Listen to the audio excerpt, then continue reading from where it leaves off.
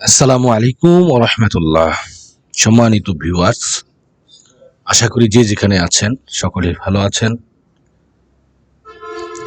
সকলকে আমন্ত্রণ জানিয়ে শুরু করছি আজকের টপিকসটা হলো অডিয়েন্স রিটেনশন ও ওয়াচ টাইম বাড়ানোর কৌশল। আমাদের প্রত্যেকেই জানা উচিত, আমরা যারা ভিডিও বা ইউটিউবের কাজ করে থাকি, আমাদের অনেক ক্ষেত্রেই ওয়াচ টাইম এবং অডিয়েন্স রিটেনশন খুবই গুরুত্বপূর্ণ একটি বিষয়। এই বিষয় নিয়ে আমি আজকে আলোকপাত করব। তো আমার চ্যানেলটিকে যারা এখনো সাবস্ক্রাইব করেননি তারা অবশ্যই সাবস্ক্রাইব করবেন।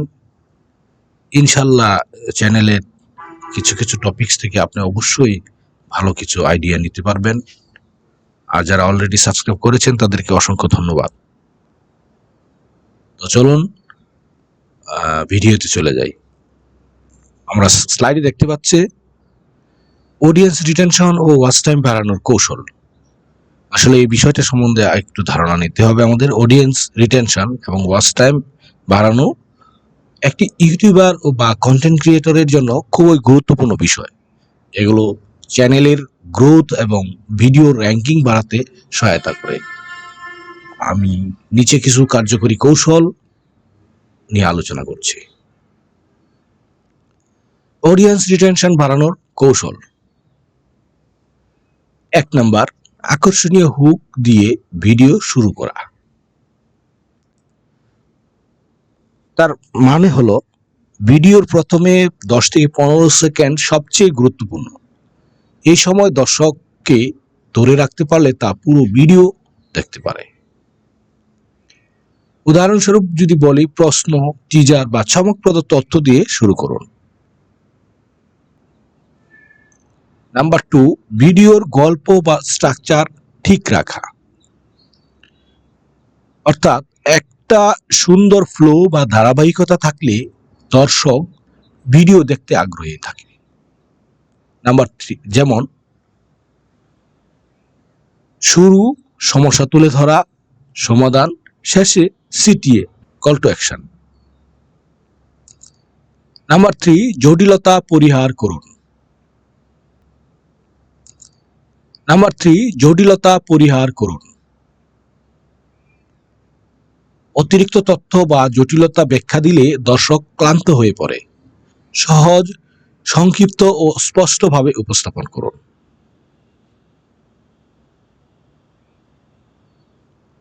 নাম্বার 4, ভিজুয়াল এফেক্ট ও এডিটিং।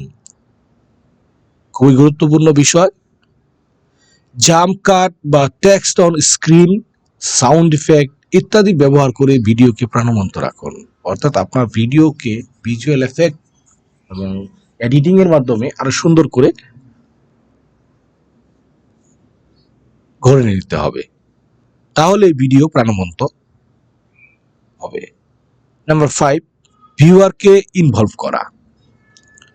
প্রশ্ন করুন, মতামত জানতে চান বা পোল ব্যবহার করুন যাতে দর্শক সংযুক্ত বোধ করে। তো চলুন ওয়াচ টাইম বাড়ানোর কৌশল আমরা দেখে নিই, কিভাবে ওয়াচ টাইম বাড়ানো যায়। নাম্বার 1, লম্বা কিংবা প্রাসঙ্গিক ভিডিও তৈরি করুন। ওয়াচ টাইম বাড়ানোর জন্য ভিডিও অবশ্যই দীর্ঘ হতে পারে, তবে সেটা যেন নিরর্থক না হয়। 8 থেকে 15 মিনিটের মধ্যে ভালো কন্টেন্ট সবচেয়ে কার্যকর। নাম্বার 2, প্লেলিস্ট তৈরি করুন। একই বিষয়ের ভিডিওগুলো একত্রে একটি প্লে লিস্টে রাখলে দর্শক একটার পর একটা দেখতে থাকে। অটো প্লে অপশন ব্যবহার করুন।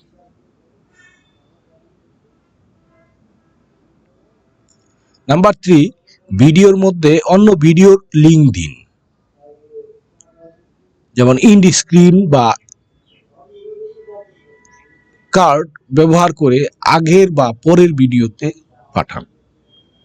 ভিডিও শেষে যদি আপনি ইন্ড স্ক্রিন বা আই কার্ড ব্যবহার করেন, তাহলে ভিডিও শেষে আপনার সেটা স্ক্রিনে আসবে, যে আপনি আপনার পছন্দ মতো ভালো ভিডিও সেখানে দিতে পারেন, যাতে আগে বা পরের ভিডিওতে অডিয়েন্সরা স্বাচ্ছন্দ্য বোধ করে, খোঁজার জন্য যাতে কষ্ট অন্য কোনো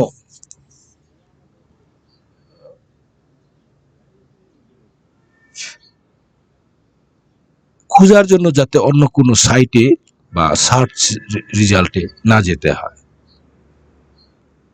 নাম্বার 4, সিরিজ কন্টেন্ট তৈরি করুন।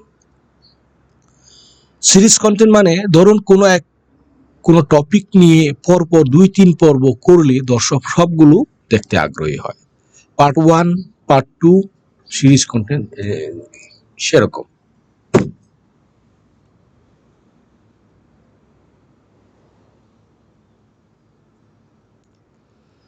অ্যানালিটিক্স ব্যবহার করে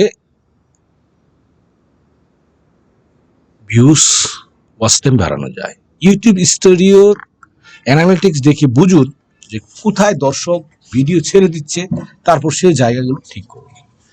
অ্যানালিটিক্স ব্যবহার করে বোঝা সম্ভব যে দর্শকরা কোন জায়গায়, কোথায় থেকে, কিভাবে, কিরকম অডিয়েন্স আসছে। দুর্বলতা খুঁজে দুর্বলতা বের করে সেই জায়গাগুলো ঠিক করতে হবে। এছাড়াও এক্সট্রা কিছু টিপস রয়েছে, যা থাম্বনেল ও টাইটেলের আকর্ষণীয় রাখতে হবে, ভিডিও ডেসক্রিপশন ও ট্যাগ ঠিক মতো দিতে হবে, অডিয়েন্স ফিডব্যাক এ গুরুত্ব দিতে হবে। এই সকল বিষয়গুলো মেনটেনেন্স করলেই কেবল ভিডিও অডিয়েন্স গ্রোথ ও ওয়াচ টাইম বাড়ানো সম্ভব। সকলকে অসংখ্য ধন্যবাদ আমার পাশে থাকার জন্য। আসসালামু আলাইকুম।